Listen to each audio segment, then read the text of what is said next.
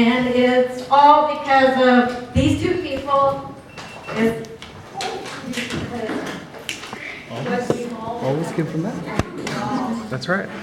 So Teacher Linda was really nice that she forwarded a lot of autobiographies that my mom and Teacher Brooks had done. And there was one in particular that was really good. And it's 4 pages, and I was going to just sort of paraphrase it, but it just tells the essence of where we're from. And so the name of the article is The Boy Who Ran Away. And it has to do with Lola Pedro. And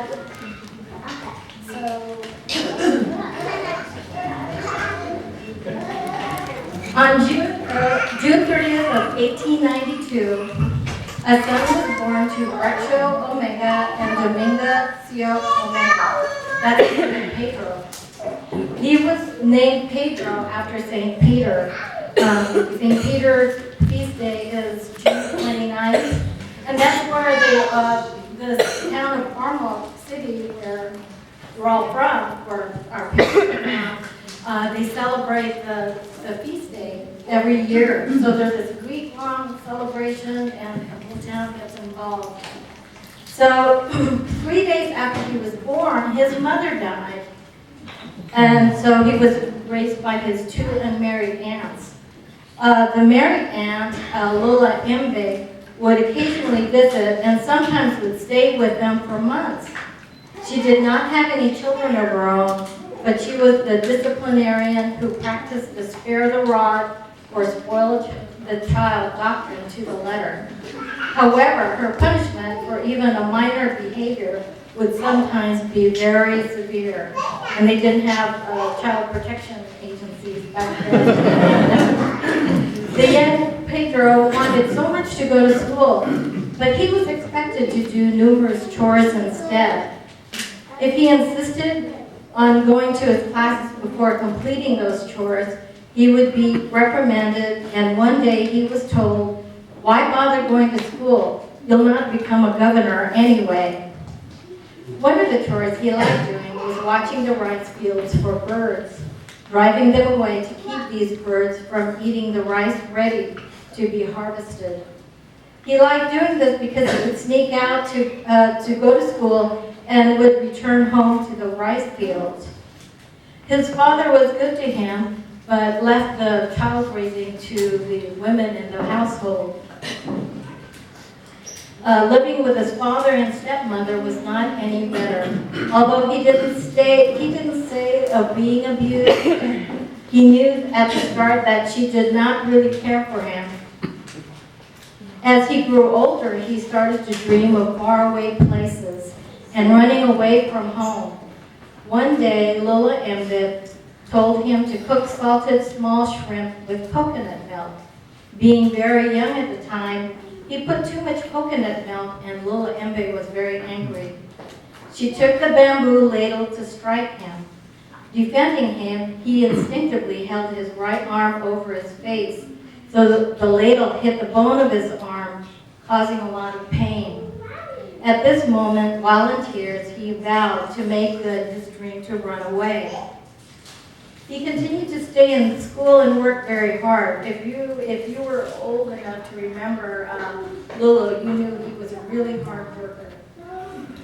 Then, as if in answer to his prayer, he heard of a job opening in Zamboanga City of a teacher.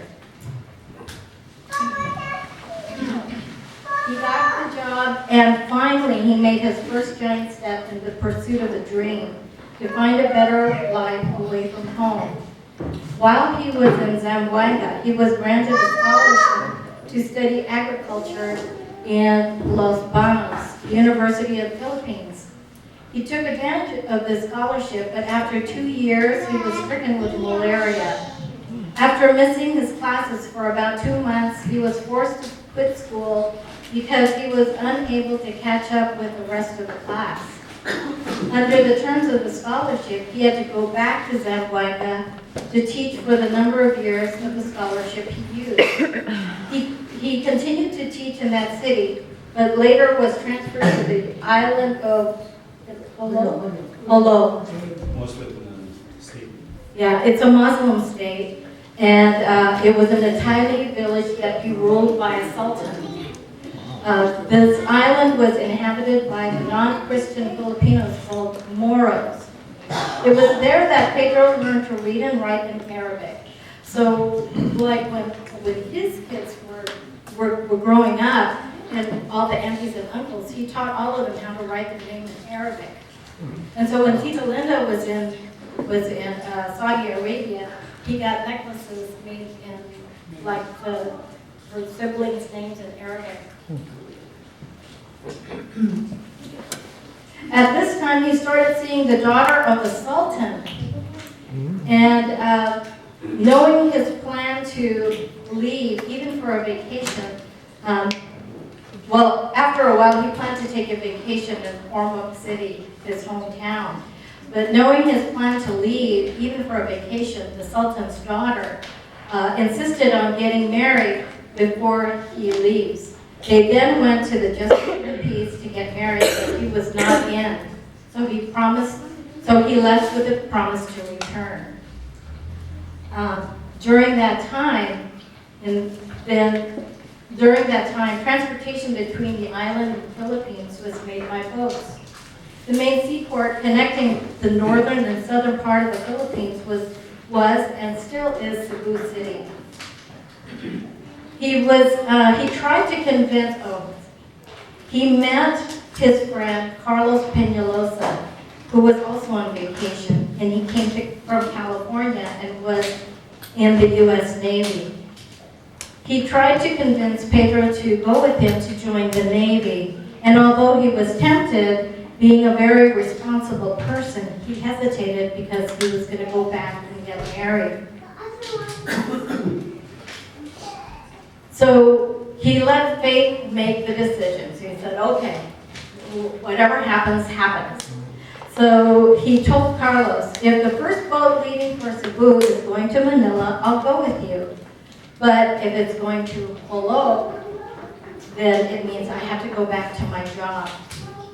So as luck would have it, or God's will, the first boat leaving Cebu was going to Manila. He took that boat and was on his way to America. And his aunt and grandmother didn't know that he left until the grandmother received a letter from Hawaii. And she cried because he was the favorite grandson.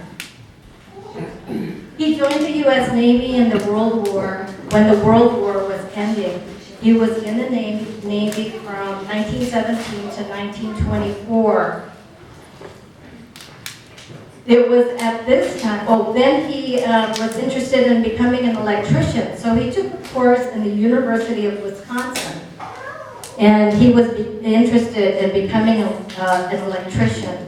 So before he returned back to Ormuz, he took a course in being an electrician. When he went back, he met his future wife, Patrocinio Pombo, known as Sino, to her friends. She was wooed by the rich and famous of the little town of Ormuz. And she once told me she had this boyfriend who was pretty short, that whenever they went dancing, his head came up to her chest. So, I said, oh, that's too much information. TMI. Yeah. So you shared it with us, huh? Thank you. Well, that's something we needed to hear. They were married on November 27th, 1926. And it must have been a marriage blessed by the heavens, because there was a strong earthquake. The earth literally shook. And it was really strong, but it didn't stop the party. They kept on dancing, and while the earth was shaking, the dancers would kneel and pray when it stopped. And they continued dancing as if nothing happened. And they said there were no plates broken or anything, but she used to say the earth literally separated. Endo Mancino had 12 children: Cora, Elvira, Bercho, Luz, Vicentita, Santiago, Erlinda, Faye, Rolando, Virgilio, Teresa, and Pedro Jr. So growing up, I always knew about Cora, my mom being the oldest, and then Teacher Briggs, and then the youngest being Teacher John. And then in the middle is real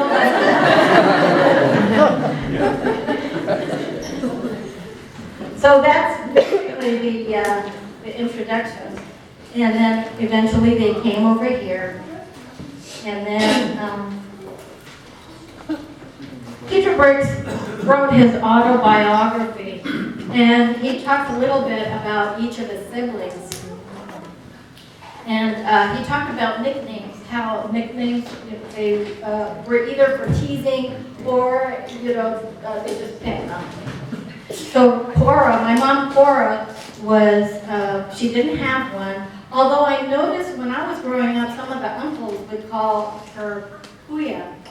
And I always thought it was because they didn't know, they couldn't pronounce Cora. But I think it just means older sister. Older sister. Yeah. Older sister. And then the next one, Teacher Briggs was next in line, and his nickname was Bobacon. And it means he was asthmatic. Yeah. So they called him the Bobacon one.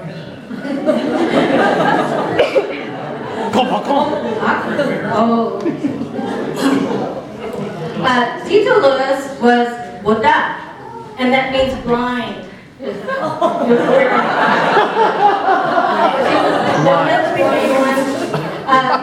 Tito Vicky was Incheck. For Chinese. Teacher Tony didn't have one. Did you have one? Kusmi. Husband? Kusmi. Oh, what does that mean? Well, it came from, he was an actor. He was a, Actor. he was an actor, he was like a comedian. And I don't know about it. I'm not a comedian.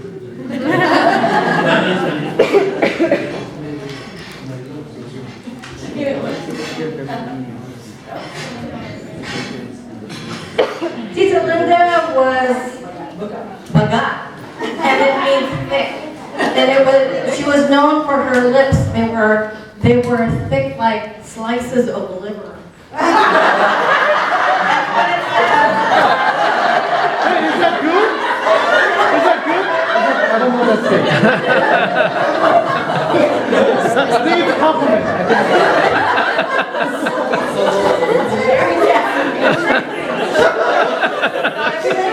Liver face!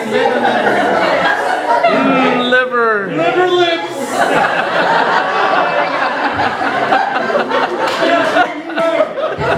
Before the days of Botox. Yeah. Tita Faye was petite because she's so cute. Rolando was Yoya. That was his nickname, Yoya. And Virgilio was Yo.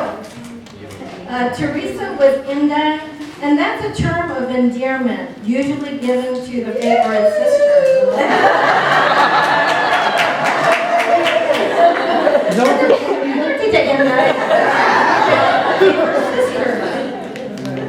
And then the youngest was Pedro Jr., and he was just known as June.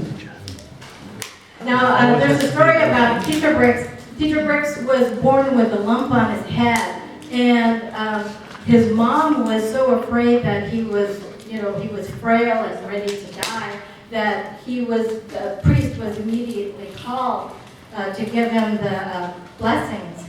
Now, over the years, Teacher Briggs used that lump on the head to say that he was, that the lump on his head was, that he was so endowed with so much talent that it was just coming out of his head.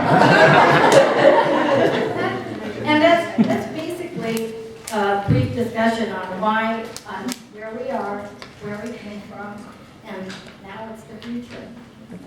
That's it.